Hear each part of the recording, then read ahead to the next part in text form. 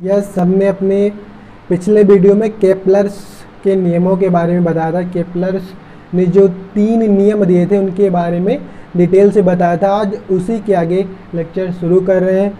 जिन्होंने पिछला वीडियो नहीं देखा है वो डिस्क्रिप्शन बॉक्स में जा करके देख सकते हैं, लिंक वहाँ पे दी गई है। उसके आगे यहाँ पे शुरू करें।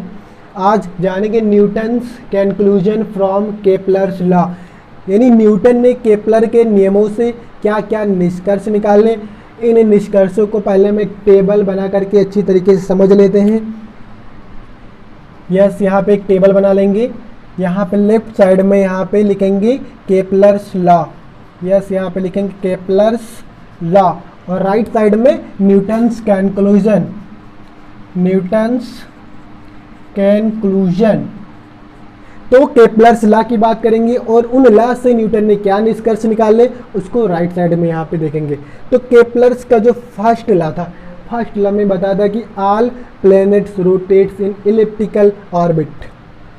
क्या बताया था? Planets rotate in elliptical orbit.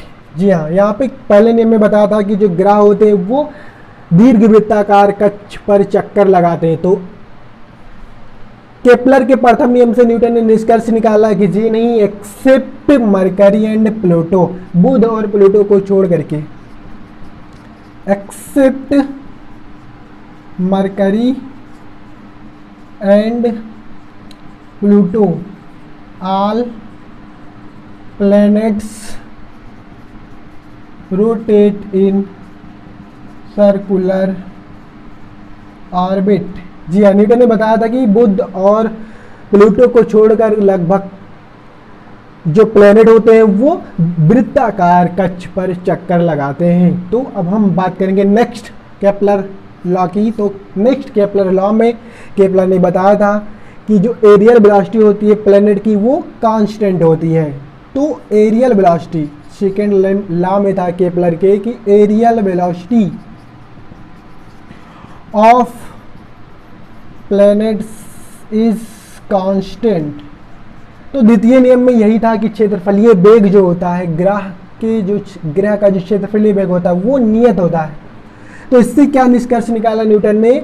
यहाँ पे बताया कि जब उनका पाथ क्या हो गया, यहाँ पे मरकरी और प्लूटो को छोड़ करके जब प्लैनेट का पाथ सर्कुलर हो गया तो यहाँ पे एरियल वेलोसिटी के जहाँ पर इसकी बात होगी, लीनियर वेलोसिटी की बात होगी। तो यहाँ पे न्यूटन ने बताया कि लीनियर वेलोसिटी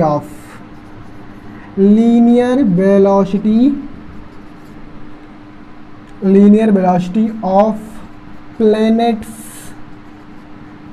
इज कांस्टेंट। जी यहाँ पे बताया कि जो रेखीय वेग होता है प्लैनेट का वो क्या होता है, नियत होता है ना, क्योंकि यहाँ पे क्या कर रहे हैं, यहाँ पे अब सर्कुलर पाथ पे रोटेट कर रहे हैं। यहाँ पे कोई प्लैनेट है तो यहाँ पे इसकी क्या, यहाँ पे अलोंग द सर्कमफेरेंस यहाँ पे जो लीनियर वेलोसिटी होती है वो कांस्टेंट होती है। यहाँ पे बात करेंगे केपलर्स थर्ड लॉ की। केपलर्स थर्ड लॉ में केपलर ने बताया था कि जो टाइम पीरियड ऑफ प्लैनेट होता है उसका स्क्वायर वो निर्भर करता है, प्रोपोर्शनल होता है cube of semi major axis. Yes, तो यहाँ पे बताया था स्क्वायर ऑफ, यहाँ पे बताया था थर्ड लॉ में केपलर ने कि square of time period of planets is directly proportional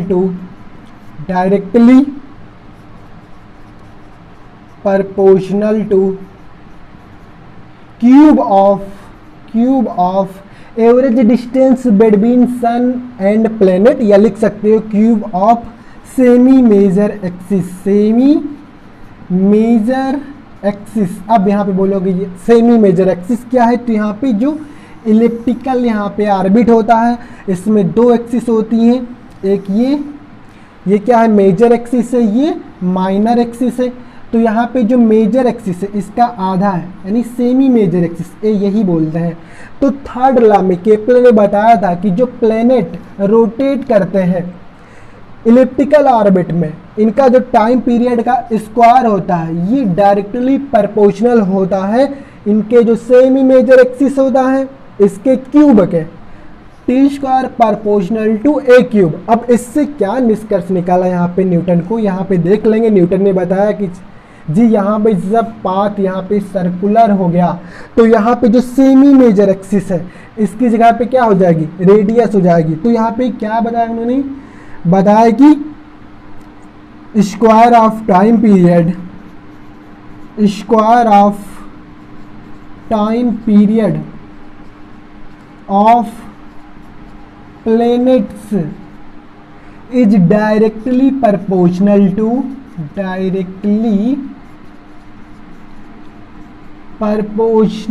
to cube of radius।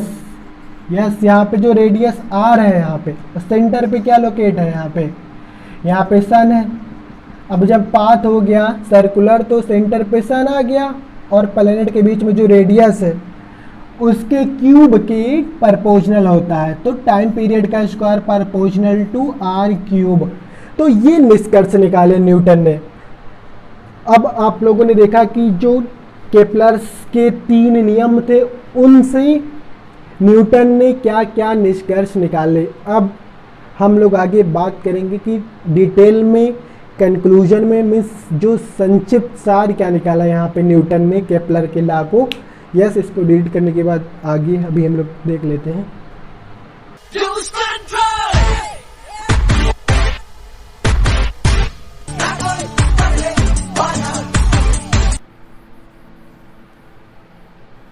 Yes, तो यहाँ पे हम लोग बात करेंगे कि बिल्कुल जो लास्ट कंक्लूजन बोल सकते हैं कि क्या निष्कर्ष निकाला एक्चुअली में न्यूटन ने केपलर्स लॉ से। तो न्यूटन ने बताया कि जो जब इनका पाथ सर्कुलर हो गया तब देखिए यहाँ पे क्या होता है। न्यूटन ने बताया था except Mercury and Pluto all planets rotate in almost circular orbit. तो यहाँ पे एक सर्कुलर यहाँ पे बना लेते हैं, एक सर्किल बना लेते हैं।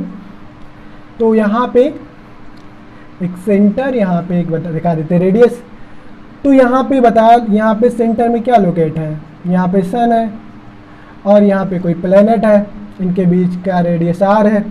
तो यहाँ पे न्यूटन ने कंक्लूजन निकाला कि जब प्लेनेट सन के अराउंड सर्कुलर पाथ पे रोटेट करते हैं तो इन प्लेनेटों पर एक सेंटीपिटल फोर्स एक्ट करता है, एक अभिकेंद्र बल कार्य करता है जिसकी दिशा किधर होती है, सूर्य की ओर होती है। और यहाँ पे जो प्लेनेट रोटेट करते हैं सर्कुलर पाथ पे तो यहाँ पे इनकी जो वेलोसिटी होती है, लीनियर वेलोसिटी जो होती है v, यहाँ पे न्यूटन ने बताया कि जो इनकी लीनियर वेलोसिटी होती है रोटेट करते समय ये होती है कांस्टेंट। तो यहाँ पे फर्स्ट ऑफ ऑल हम लोग इस जो लीनियर वेलोसिटी है इसकी यहाँ पे वैल्यू निकाल लेते हैं। तो हम लोग जानते हैं definition velocity equal to distance upon time होता है। तो यहाँ पे linear velocity v equal to क्या हो जाएगा, डिस्टेंस यानी कितना कवर करता है, सरकमफेरेंस के बराबर, पूरी परिधि के बराबर ये प्लेनेट डिस्टेंस चलेगा। तो कितना होता है 2 पाई आर दूरी यहाँ पे तय करेगा, डिस्टेंस अपॉन टाइम। तो पूरा एक चक्कर लगाएगा, तो एक चक्कर लगाने में जो टाइम लगता है उसको क्या बोलते हैं, टाइम पीरियड, आवर्तकाल बोलते हैं, कैपिटल टी। अब यहाँ पे हम लोगों ने लीनियर वेलोसिटी यहाँ पे निकाल लिया। अब यहाँ पे आगे क्या यहाँ पे देखा न्यूटन ने कि इनका जो इन पर फोर्स लगता है सेंटीपिटल फोर्स, उसको यहाँ पे इन्होंने कंक्लूजन किया कि F इक्वल टू ना, हम लोग जानते हैं we know that F equal to जो सेंटीपिटल फोर्स होता है वो क्या होता है mv² अपॉन r। तो यहाँ पे v की वैल्यू रखने पर इस इक्वेशन में, इक्वेशन इसको एक मान लेते हैं, यहाँ पे v की वैल्यू रखते हैं तो F इक्वल टू क्या हो जाएगा, m v की जगह पे यही रखोगे 2 पाई r अपॉन कैपिटल टी रखोगे और इसका स्क्वायर भी करोगे और नीचे यहाँ पे क्या एक r यहाँ पे प्लस है, इसको सॉल्व करोगे यहाँ पे f इक्वल टू क्या हो जाएगा m अपॉन r, यहाँ पे स्क्वायर करोगे इसका तो क्या हो जाएगा 4 पाई r square upon capital T का क्या हो जाएगा, कैपिटल टी का भी स्क्वायर हो जाएगा। तो r से ये स्क्वायर कैंसिल हो गया, f इक्वल टू क्या हुआ m 4 पाई r अपान टी स्क्वायर। अब यहाँ पे इसको इक्वेशन सेकेंड मान लेंगे। यहाँ पे देखेंगे कि आगे क्या होता है। यहाँ पे we know that from Kepler's third law, from Kepler's third law. जी हाँ, यहाँ पे केपलर के तृतीय नियम से क्या जानते हैं, टाइम पीरियड का जो स्क्वायर होता है वो डायरेक्टली प्रोपोर्शनल टू होता है। सेमी मेजर एक्सिस तो है नहीं यहाँ पे, रेडियस है तो रेडियस के क्यूब के बराबर कर लेंगे। तो T square equal to proportional हटाएंगे तो के आर क्यूब हो जाएगा।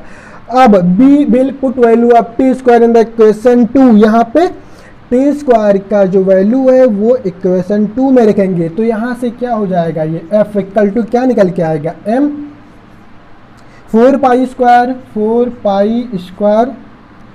पाई आर हो गया अपन टी स्क्वायर की जगह पे क्या रख दोगे, की आर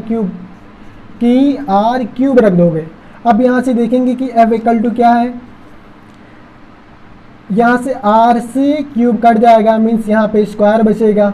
अब यहाँ से क्या करोगे, 4 पाई अपान के बाहर ले लेंगे, यहाँ बचेगा क्या, एम अपान आर स्क्वायर।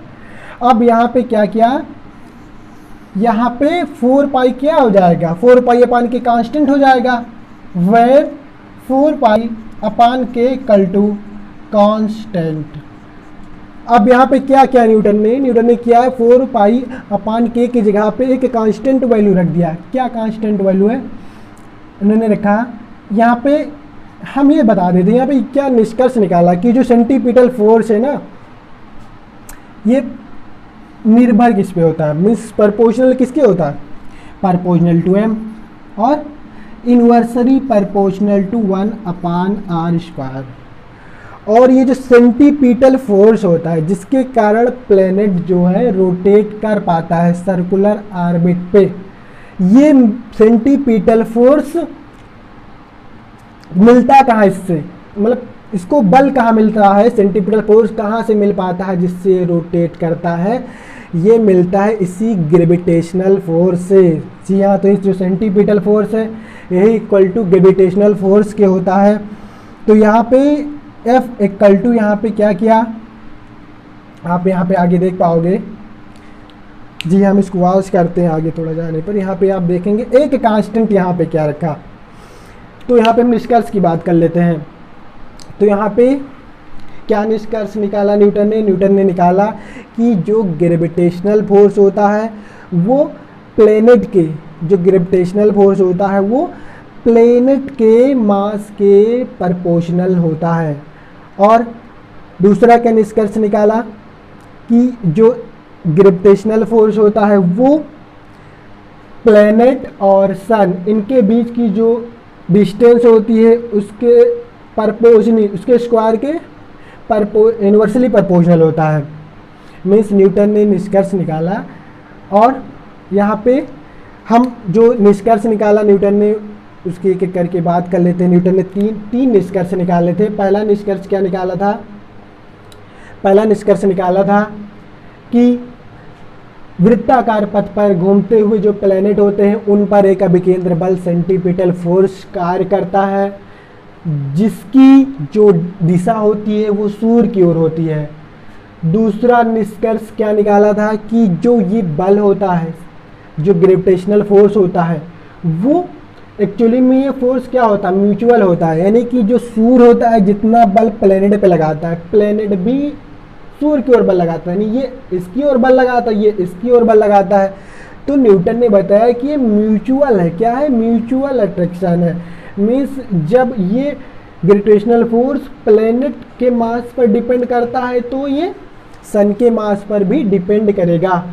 तो सेकेंड जो निष्कर्ष में उन्होंने बताया कि F proportional to small M यानी mass of planet and also किस पे, कैपिटल एम पे डायरेक्टली प्रोपोर्शनल होता है कैपिटल एम पे मास ऑफ सन। और जो तीसरा था, थर्ड जो निष्कर्ष था न्यूटन ने निकाला था कि इनके बीच जो डिस्टेंस होती है सन और प्लैनेट के, उसके स्क्वायर के इनवर्सली प्रोपोर्शनल होता है। अब इसके आगे हम लोग बात करेंगे जो एक फार्मूले के रूप में डिराइव करके न्यूटन ने दिया था जिसे बोलते हैं न्यूटन्स लॉ फॉर ग्रेविटेशन। तो इन सारे नियमों को बिल्कुल कंक्लूड करके जो एक्चुअल में ला दिया law of law for gravitation, Newton के लॉ को, अब उसी को पढ़ेंगे। यस।